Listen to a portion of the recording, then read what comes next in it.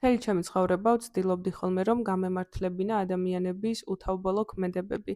ღალატი, ტყუილები, ზურგს უკან მოქმედება, ცილის წამება და ასე შემდეგ. იქნებ წარსულში რაღაც გამოიარე, იქნებ რაღაც შეემთხვა, იქნებ მე რაღაც შემეშალა მასთან ურთიერთობაში და ასე შემდეგ და ვისაც მსგავსი რამ გამოგიცდიათ, გეცოდინებათ, რამდენად მტანჯველია მუდმივ გაურკვევლობაში ყოფნა და მუდმივად მცდელობა იმისა, რომ შეინარჩუნო ადამიანები, ურთიერთობები, ნაცნობობის ხათრით და ასე შემდეგ. მაგრამ შემდეგ ჩემმა უფროსმა მეგობარმა მითხრა სიტყვები, რამაც ყველაფერს თავისი ადგილი მიუჩინა და აი ამ სიტყვების მოსმენის შემდეგ, ამ ხედვით რომ ვაფასებ ყველაფერს ხომ, უფრო მარტივია ურთიერთობების გაფილტვრა და ადამიანების ამოცნობა. მაშინ დაახლოებით 18 თუ 19 წლის ვიყავი და ამ ადამიანმა ასეთი სიტყვები მითხრა.